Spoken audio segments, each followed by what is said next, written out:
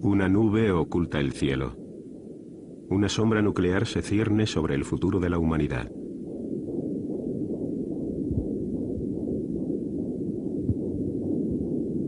A mediados del siglo XX, dos superpotencias se preparaban para un conflicto que podía haber terminado con la vida de este planeta.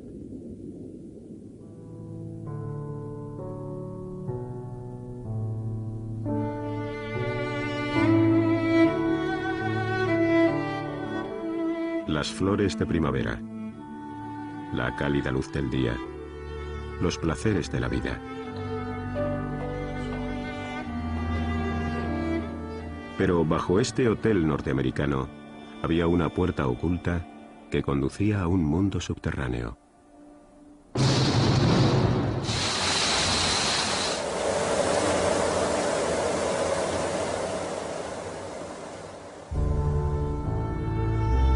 Este lugar sería el refugio para los miembros del Congreso de los Estados Unidos en caso de que se produjera una guerra nuclear.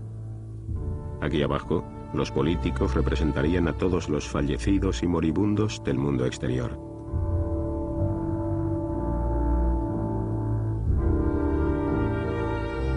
En este lugar había todo lo necesario para que unas cuantas personas esperaran al final del invierno nuclear.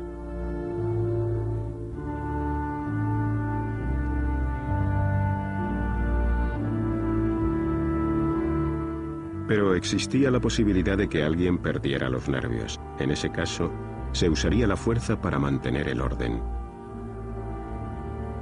El mundo perdido bajo el que se encontraba el refugio quedaría reducido a un mero recuerdo, un mito. Y los vivos terminarían por envidiar a los muertos.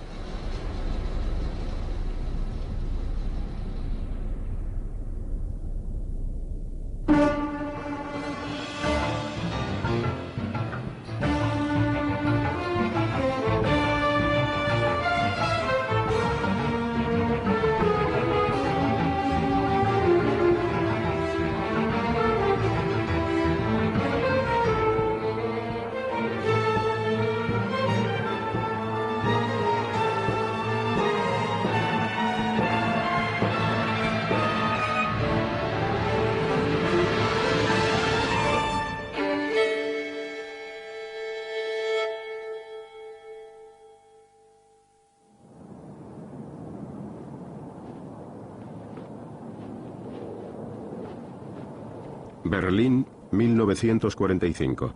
Las tropas soviéticas entran en la capital del Reich de Hitler. Los soldados norteamericanos, británicos y franceses pronto se unirían a ellos en las ruinas. Churchill, Stalin y Truman eran los vencedores oficiales de la Segunda Guerra Mundial, pero el de Stalin era un triunfo muy especial.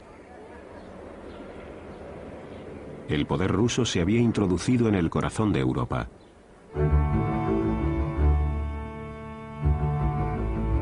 Fuera de Berlín, en Potsdam, los tres grandes se reunieron para establecer las condiciones de la posguerra. Winston Churchill representaba a una Gran Bretaña extenuada por la guerra.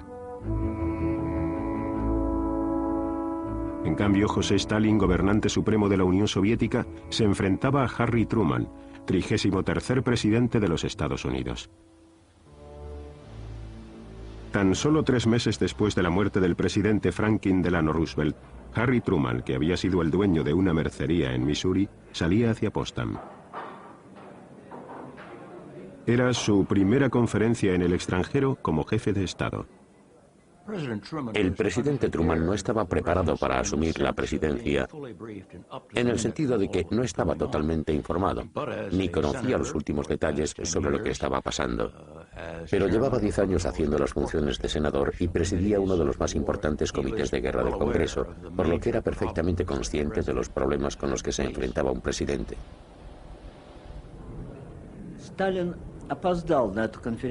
Stalin llegó con retraso a la conferencia.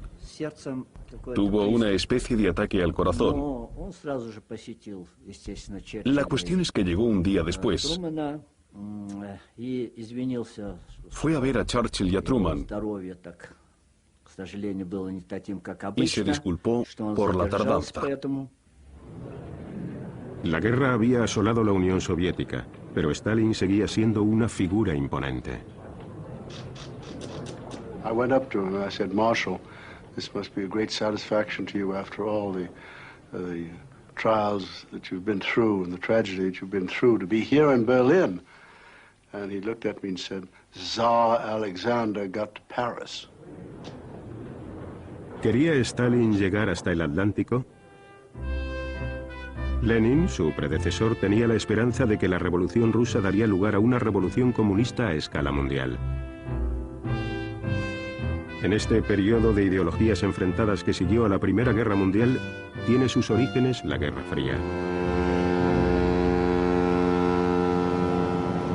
En 1919, el presidente Woodrow Wilson embarcó rumbo a la Conferencia de Paz Europea con la idea de conseguir un mundo mejor, donde las naciones pequeñas estuvieran a salvo y se dieran las condiciones apropiadas para los negocios. Pero su acuerdo de paz excluía a la Rusia bolchevique. Muchas naciones, entre las que se encontraban los Estados Unidos y Gran Bretaña, enviaron tropas para combatir las revoluciones rusas. Churchill, que acababa de salir victorioso sobre Alemania, animaba a los soldados: hay que matar a los bolcheviques y abrazar a los alemanes. Tras la intervención, Lenin y Stalin se convencieron de que Occidente no dejaría pasar ninguna oportunidad ni rechazaría aliado alguno para destruir el comunismo. Me uní a la guerra civil en calidad de hijo del regimiento. Así nos llamaban. Éramos todos chicos jóvenes. Sabíamos que estábamos luchando por el pueblo que vivía en la pobreza. El Ejército Rojo contaba con un apoyo generalizado entre la población. Las tropas extranjeras no tardaron mucho en retirarse. Los bolcheviques rojos derrotaron a los blancos, sus enemigos rusos. Los guardias blancos que habían salido de Rusia nos tenían rodeados. La comida escaseaba. Fue una época en la que las salchichas se hacían con carne humana.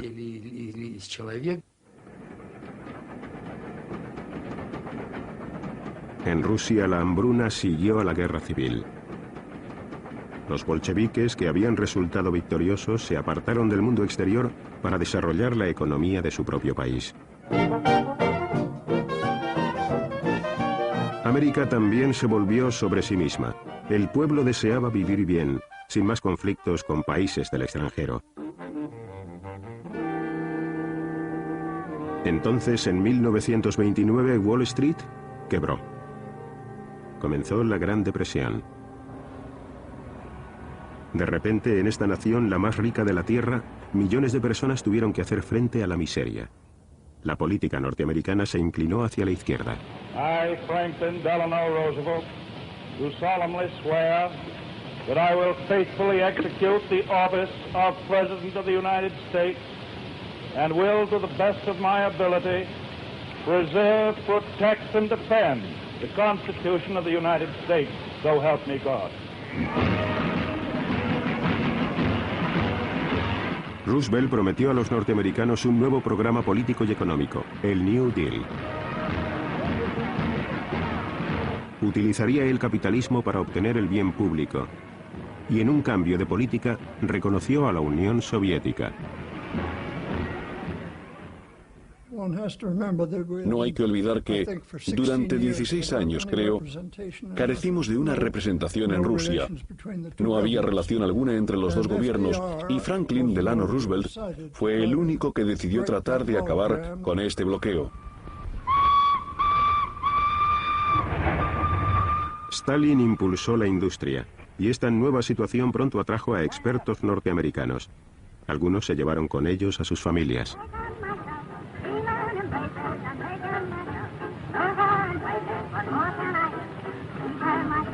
Mientras que los músculos soviéticos realizaban grandes esfuerzos para construir presas y altos hornos, las corporaciones americanas enviaban hábiles ingenieros a trabajar allí, pero con contrato.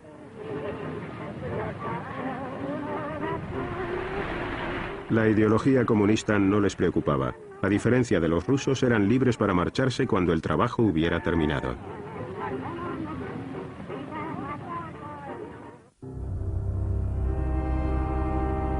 Stalin era el artífice de un plan económico, un tirano que no toleraba fallos o críticas.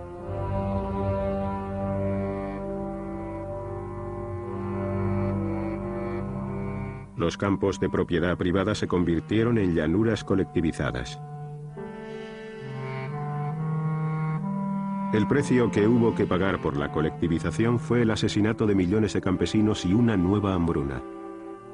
La verdad se mantenía en secreto. La gente en realidad desconocía todos estos detalles desagradables. Todos los logros le fueron atribuidos a las iniciativas propuestas por Stalin. Quienes sabían que no era así, callaron. Sabían que si hablaban, serían encarcelados y asesinados. Era un régimen de terror. Así era el socialismo en un país.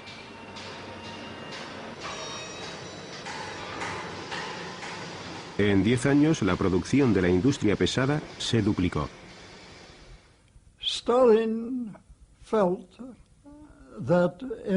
Stalin pensaba que si deseaba obtener el apoyo público para lo que estaba haciendo, que era una política muy dura,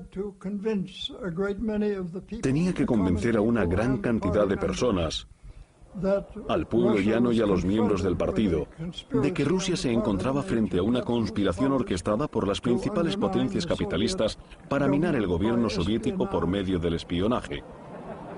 Los antiguos camaradas de Lenin se confesaron autores de crímenes imaginarios.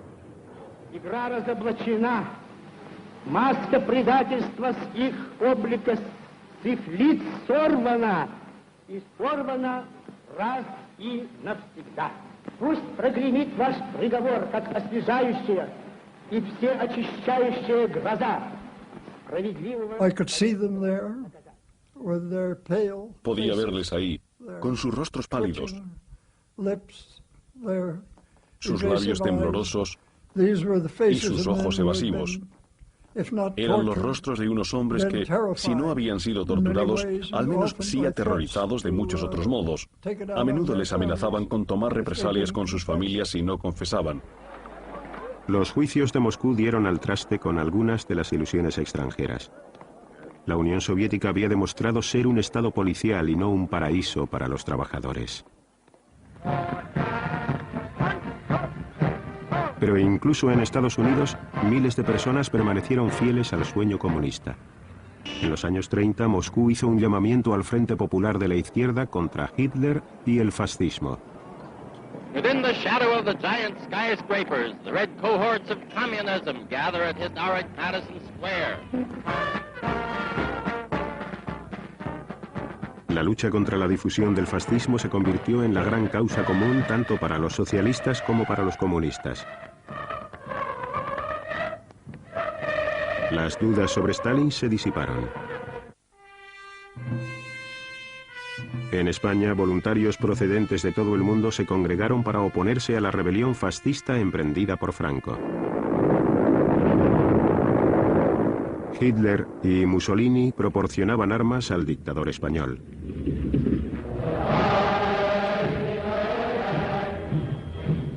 En Alemania, los nazis se estaban rearmando.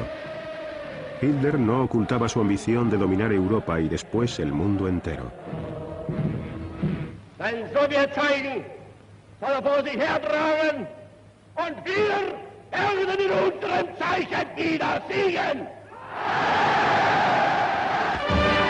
Roosevelt quería mantenerse al margen de cualquier guerra en Europa. Despite what happens in continents overseas, the United States of America shall and must remain as long ago the father of our country prayed that it might remain, unentangled and free.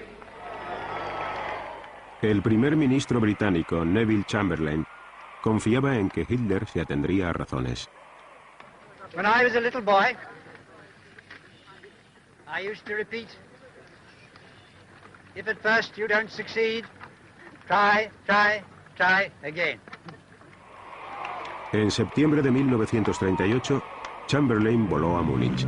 La guerra no tardaría en estallar, ya que Alemania se estaba preparando para invadir Checoslovaquia. No obstante, Chamberlain estaba decidido a aplacar a Hitler.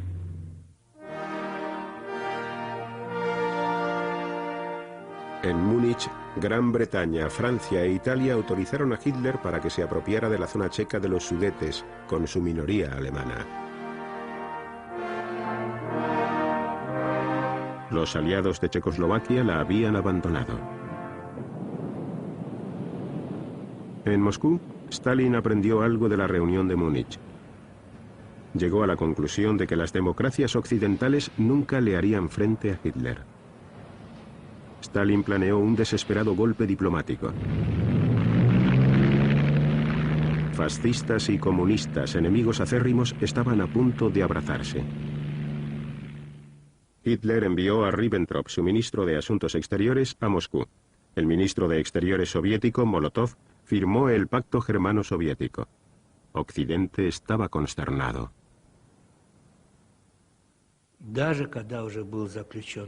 Después de firmar el pacto, escuché esto de boca del propio Stalin, que nos visitaba en casa con mucha frecuencia. Necesitamos ganar tiempo. Al menos 2 años de tiempo.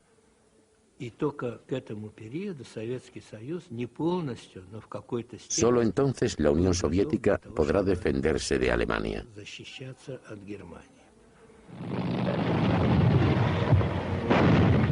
Septiembre de 1939. Hitler invade Polonia.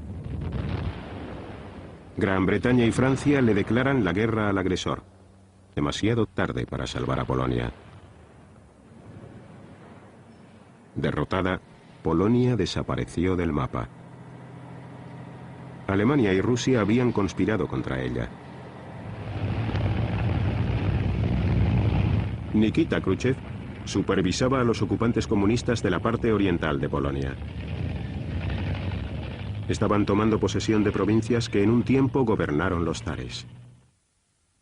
El pacto germano-soviético dejó a Stalin el camino libre para apoderarse de Lituania, Letonia y Estonia.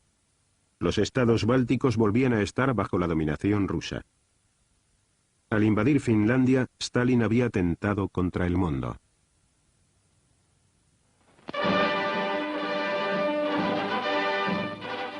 The Soviet Union is run by a dictatorship as absolute as any other dictatorship in the world.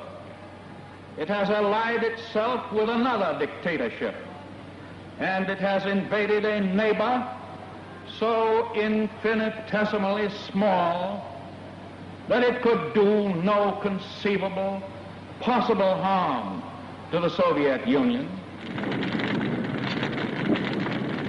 En 1940, Hitler ataca a Europa Occidental.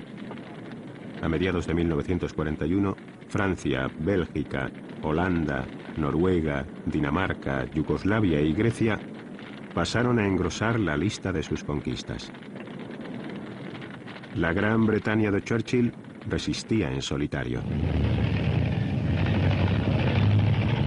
El 22 de junio de 1941, Adolf Hitler invade la Unión Soviética. Este día cambió la historia. Hitler pretendía ganar una vasta colonia para Alemania, pero no consiguió su propósito, y 4 años después su acto otorgaría a Rusia el poder en el corazón de Europa. Con el avance de los tanques nazis comenzaban a perfilarse las futuras líneas de la Guerra Fría. El Ejército Rojo tuvo que batirse en retirada. Mi madre dijo, ve con los soldados. Los soldados se estaban retirando, heridos y cubiertos de sangre. Y yo solo tenía un abrigo y unos zapatos. Eso es todo. Los ciudadanos rusos se unieron. En el exterior, la Unión Soviética ganó amigos inesperados. A pesar de sus pasados sentimientos antisoviéticos, Churchill acogió inmediatamente a la Rusia de Stalin como una aliada. Por supuesto, también les dijo a sus amigos que hubiera acogido al mismísimo demonio si éste se hubiera presentado para ayudarle a derrotar a Hitler. The United States of America was suddenly and deliberately attacked by naval and air forces of the Empire of Japan. No matter how long it may take us to overcome this premeditated invasion, the American people in their righteous might will win through to absolute victory. Estados Unidos le declaró la guerra a Japón. Unos días después, con la Wehrmacht a las puertas de Moscú, en un arrebato Hitler declaró la guerra a los Estados Unidos, convirtiendo así a rusos y norteamericanos en aliados. Consiguieron bloquear la ofensiva alemana contra Moscú y Stalin se dirigió a la nación. Y эти люди, лишенные совести и чести, люди с моралью животных, имеют наглость призывать к уничтожению великой русской нации. Немецкие захватчики хотят иметь истребительную войну с народами СССР. Что же, если немцы хотят иметь истребительную войну, они ее получат. Stalin ya estaba mirando más allá de la victoria. Dijo a los británicos que las fronteras soviéticas de la posguerra tendrían que incluir a las repúblicas bálticas y parte de Polonia. Cuando llegué a Moscú con Anthony Eden en diciembre de 1941, los alemanes todavía estaban a tan solo 19 kilómetros del lugar donde nos habíamos reunido. Lo primero que hizo Stalin fue decir: señor Eden, quiero que me asegure que después de la guerra apoyará mis justas peticiones sobre todas estas zonas que usted ve. Eden se quedó absolutamente desconcertado y le respondió: ¿pero no deberíamos estar pensando en la manera de ganar esta guerra? No, no, dijo Stalin. Me gustaría tener esto muy claro desde el principio. Entonces, obviamente, Eden tuvo que decir que él no tenía autoridad para discutir lo que iba a pasar una vez finalizada la guerra. La ayuda norteamericana a Rusia consistía básicamente en armas y camiones. Pero Stalin y su pueblo pedían a gritos algo más. Un segundo frente, un desembarco aliado en Europa Occidental que aliviara el sufrimiento soviético.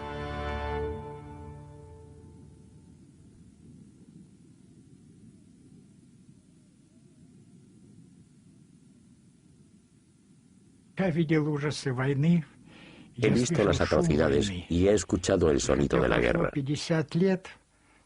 Aunque ya han pasado 50 años desde entonces, aún puedo oír los ruidos de la guerra. Los proyectiles, los bombardeos, los gritos de la gente y los llantos de las mujeres.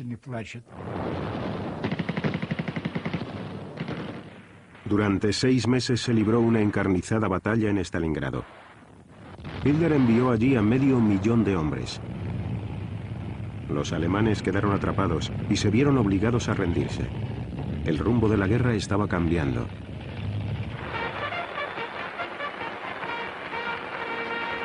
La opinión occidental aclamó al Ejército Rojo, sus camaradas de armas. The Russians have thus far lost in the common cause at least 50% more men killed, wounded and missing than all the rest of the European allies put together. And moreover, they have killed, wounded and captured at least 20 times as many Germans as the rest of the Allies.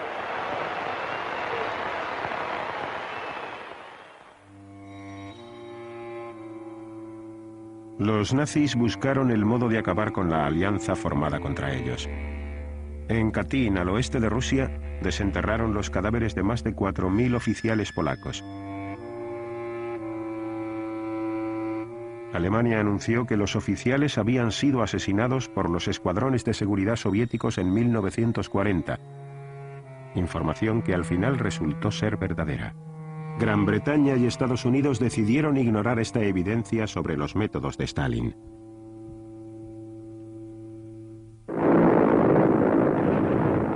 En 1943, con su alianza aún intacta, los representantes de los 3 grandes se prepararon para celebrar una reunión en Teherán, Persia. Me llamaron a Teherán para ayudarles a prepararse para la conferencia. Se suponía que el señor Roosevelt iba a llegar.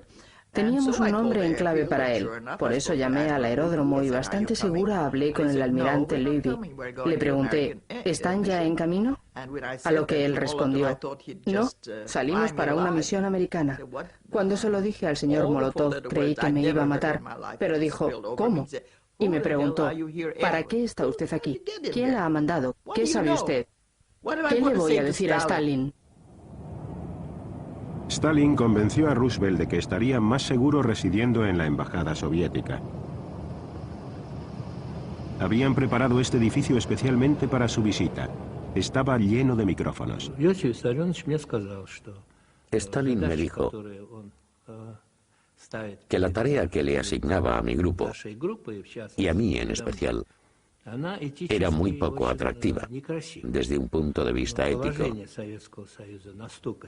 Sin embargo, la situación de la URSS era tan grave que tenía que saber lo que pensaban nuestros aliados. Stalin era muy hábil tratando con Roosevelt y con Churchill.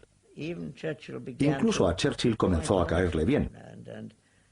Y hablaba de tío Joe, que era un término bastante afectuoso para nombrar a Stalin. Ambos compartían la idea de que si se le trataba de la manera correcta, entonces la frase exacta que utilizaban era, si tratamos al tío Joe como si fuera un miembro de nuestro club, quizás algún día llegue a serlo de verdad. Todos los días, a las 8 de la mañana, tenía que ir a ver a Stalin. Le llevaba todas las transcripciones en ruso y en inglés. Y durante una hora, más o menos, Stalin examinó con gran detalle las conversaciones de Roosevelt. No creo que Franklin Delano Roosevelt fuera capaz de imaginarse a un hombre de una iniquidad tan profunda, unida a una gran astucia estratégica como era Stalin. Nunca había conocido a una criatura como él. Stalin era un actor excelente, tranquilo, afable, razonable. Les dejaba a todos pensativos con sus palabras, y eso es realmente propio de un gran líder. Los aliados aceptaron que después de la guerra Europa Oriental fuera una zona de influencia soviética. Stalin se anexionaría la parte más oriental de Polonia. Como compensación, los polacos obtendrían una franja en la parte oriental de Alemania. A Polonia no le quedaba otra elección. Juntos, los tres grandes configuraron el mapa del futuro.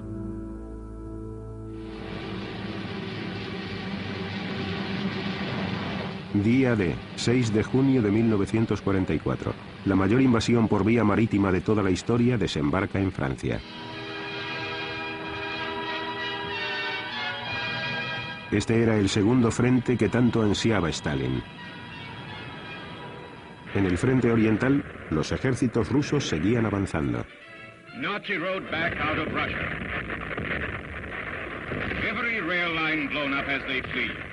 Of course, Nazi propaganda now stresses the masterful retreat.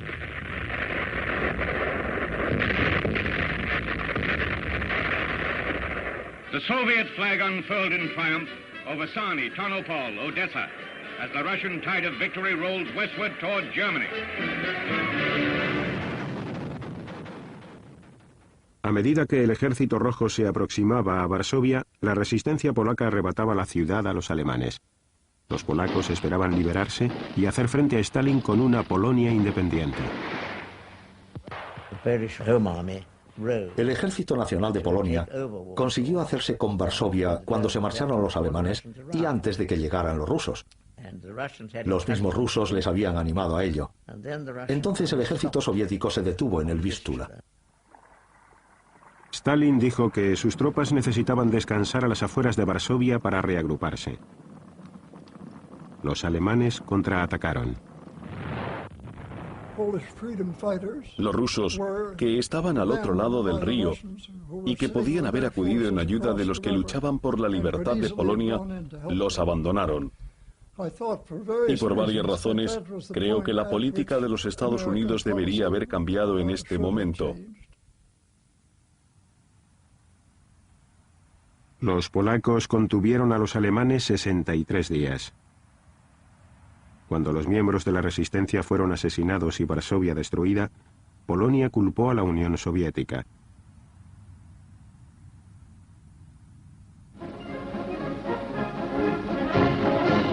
Entonces, con Polonia bajo la ocupación soviética, Churchill y Stalin iniciaron una lucha de poderes en Moscú. Una noche, Churchill garabateó una fórmula para dividir Europa. Rumanía, 90% de influencia soviética. Grecia, 90% de influencia británica y norteamericana. Yugoslavia y Hungría a partes iguales. Bulgaria, 75% de influencia rusa. Stalin mostró su acuerdo. Churchill se preguntaba si debería destruir esa nota, pero Stalin le dijo, no, quédatela. Yalta, en Crimea. Churchill quería que la siguiente reunión de los tres grandes tuviera lugar en el oeste, pero Stalin insistió en que se celebrara en territorio soviético. Stalin quería complacerles, y les diré que todo el mundo trabajó intensamente, cuando todo a su alrededor estaba devastado, trayendo vasos de cristal, servilletas blancas, manteles y muebles. Incluso cuando Winston Churchill dijo algo así como, ojalá tuviera limón para mi gin tonic, al día siguiente encontraron un limonero.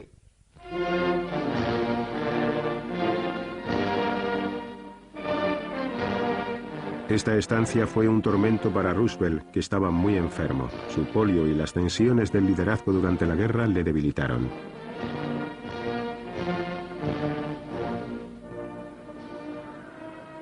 En el antiguo Palacio de los Zares, los jefes de gobierno hicieron frente a una agenda exhaustiva. Tenían que decidir cómo gobernar la derrotada Alemania y querían dejar zanjada la cuestión polaca. Europa del Este, a pesar de su importancia, no era más que uno entre otros muchos asuntos. Primero había que ganar la guerra y ocupar Alemania. En segundo lugar, había que considerar la guerra contra Japón. Y luego era necesario elaborar los acuerdos de posguerra. Stalin sabía que la guerra estaba ganada. Después de todo, en aquel momento los rusos estaban tan solo a unos kilómetros de Berlín. Estaban a punto de hacerse con Budapest. Habían arrasado en algunos lugares de Europa del Este, pero no en todos. Era un negociador muy astuto. No miraba jamás a los ojos. Se quedaba ahí fumando.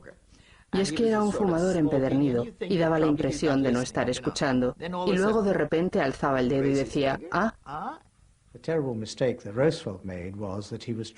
El tremendo error que cometió Roosevelt fue intentar congraciarse con Stalin, acentuando las diferencias que existían entre Churchill y él mismo. Por ello, Stalin tenía muy claro que existían entre ellos disensiones reales, además de las imaginarias. Por supuesto, para nosotros el tema principal era el futuro de Europa del Este y en especial de Polonia. Además, era obvio que tarde o temprano Stalin conseguiría lo que deseaba porque el Ejército Rojo ya había ocupado todo el área de Polonia y desde que estábamos en Yalta habían atravesado ese país hasta llegar a Alemania.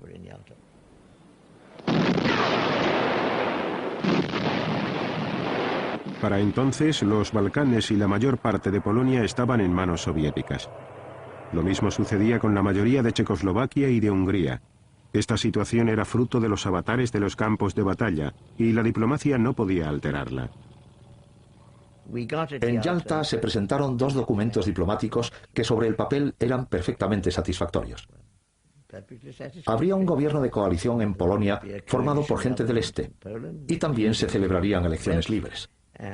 Luego había una declaración que incluía a toda Europa del Este, que recibió el nombre de Declaración para la Europa Liberada, y que estaba elaborada sobre las bases de la democracia, las elecciones libres y todas esas frases que los rusos utilizaban, pero que interpretaban de un modo algo diferente.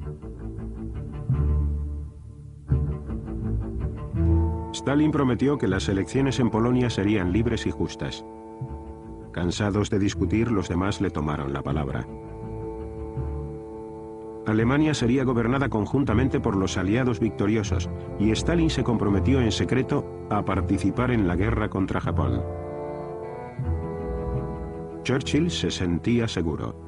We have all bound ourselves to work together to make sure that there is increasing happiness and prosperity for the broad masses of the people in every land, no longer subject to the hard strains of war.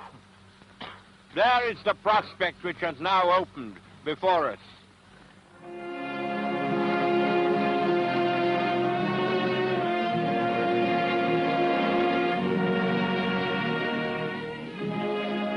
The funeral special heads for Washington. An honor guard of servicemen keeps vigil beside the flag-draped casket. At villages, crossroads, way stations, the people who were so close to his heart stand silently, expressive of the devotion Franklin Roosevelt inspired.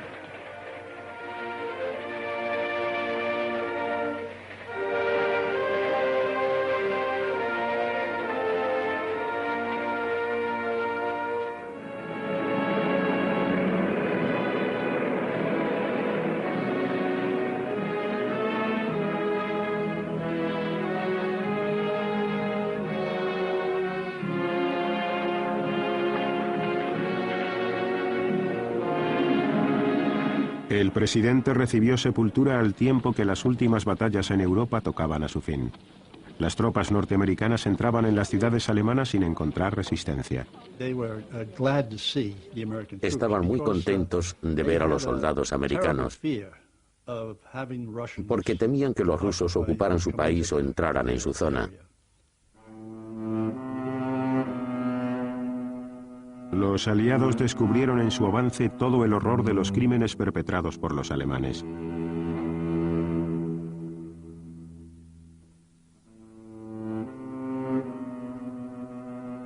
Los judíos habían sido su blanco preferido, pero todas las naciones mostraban su duelo ante las fosas comunes. El miedo a una recuperación alemana empañó los primeros años de paz.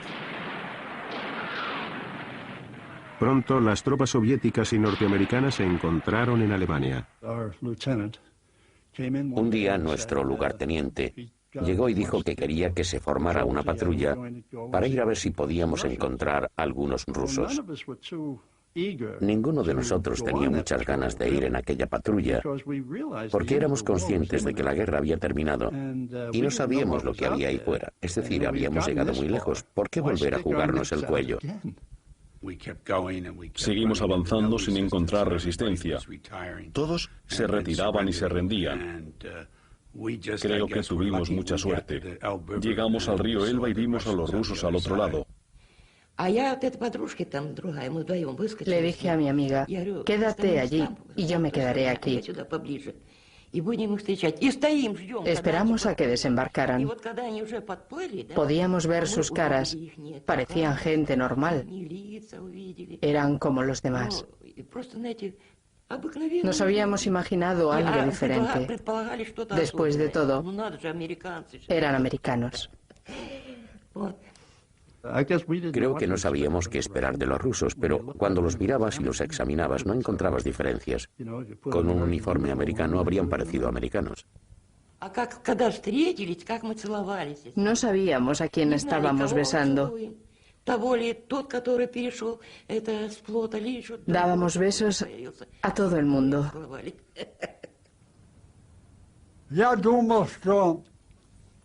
Creo que para nosotros la guerra había terminado. Nos lavamos los pies en el río Elba y también la cara y las manos. Pensamos que ahora que nos habíamos reunido con los americanos, la guerra tenía que terminar.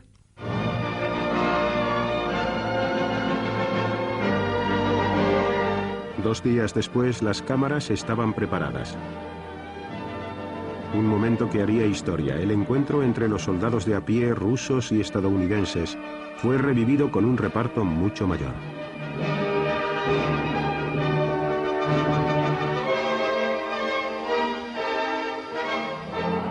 Con el consentimiento aliado se concedió la captura de Berlín a los rusos. Abril de 1945. 1945. El Ejército Rojo lanza su ofensiva final contra Berlín. La guerra costó a la Unión Soviética la vida de 27 millones de hombres, unas pérdidas 40 veces superiores a las de los norteamericanos y británicos juntos. La bandera roja destinada a ondear sobre el Reichstag era de confección casera. Utilizamos manteles. Una noche estuve ayudando a mi amigo, un sastre judío, a coserlas para hacer 3 banderas y las llevamos a Berlín. Encontré a 3 soldados y las colocamos en lo alto. La primera fotografía que tomé fue la de la bandera que había traído de Moscú, la bandera soviética ondeando sobre Berlín.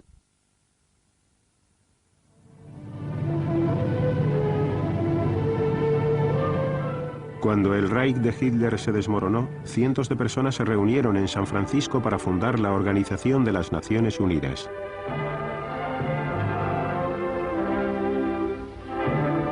A la cabeza de la delegación soviética estaba el hombre que había firmado el pacto nazi-soviético, Molotov.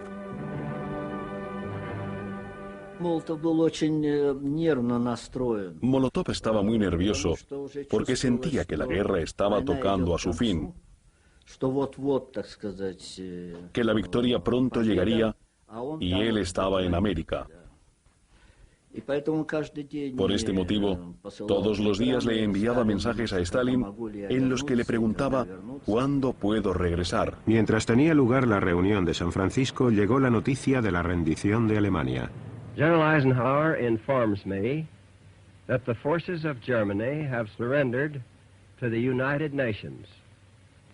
The flags of freedom fly all over Europe. Cuando terminaron los combates, la línea del frente soviético dividía Europa en 2 partes, desde el Báltico hasta el Adriático. La guerra en el Pacífico se prolongaba. Los marines estadounidenses habían irrumpido en Iwo Jima. Era un anticipo de lo difícil y sangrienta que podría resultar una invasión final de Japón.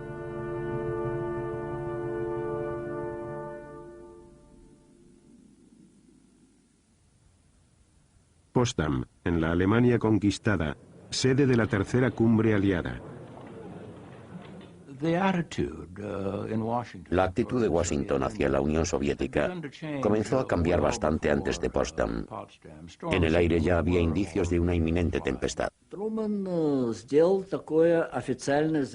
declaró oficialmente y con bastante claridad que la declaración que Europa había adoptado en Yalta no se estaba aplicando en algunos países.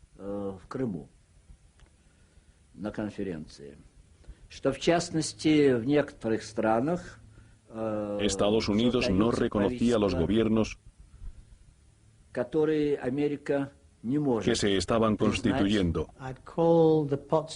Yo diría que la conferencia de Potsdam se caracterizó por el mal humor que flotaba en el aire, porque ese fue el ambiente que reinó, si exceptuamos las ocasiones ceremoniales. Los aliados no podían dar su consentimiento tan fácilmente a un acuerdo para un tratado de paz alemán sobre cómo poner en práctica los acuerdos alcanzados en Yalta. Stalin confirmó que sus tropas estaban preparadas para entrar en guerra con Japón. Pero el día antes de la conferencia, Estados Unidos probó con éxito una bomba atómica. Después de consultar con los británicos y con sus propios asesores militares, el presidente Truman decidió decirle a Stalin que tenía una poderosa nueva arma, pero sin identificarla como un arma nuclear. Truman repitió esas mismas palabras acerca de la nueva arma. Pensó que Stalin no le había oído o no le había entendido. Stalin dijo, bien, gracias por la información. Los americanos cuestionaron si Stalin había entendido o no lo que Truman había dicho. Ahora sabemos que estaban al corriente de todo el proyecto Manhattan por medio del espionaje y de sus propios agentes. La conferencia aún no había terminado cuando llegaron noticias de Londres. Clement Attlee había sido elegido primer ministro. Tenía la sensación de que lo que más había gustado a Molotov y a Stalin no era la explosión de la bomba, sino el hecho de que Churchill no hubiera sido reelegido en Inglaterra. Otra fotografía protocolaria. El mundo tenía que ver que los aliados aún estaban unidos. El 2 de agosto finalizó la conferencia y los hombres de Estado regresaron a sus hogares. 4 días después, Estados Unidos lanzó una bomba atómica sobre la ciudad y la población de Hiroshima.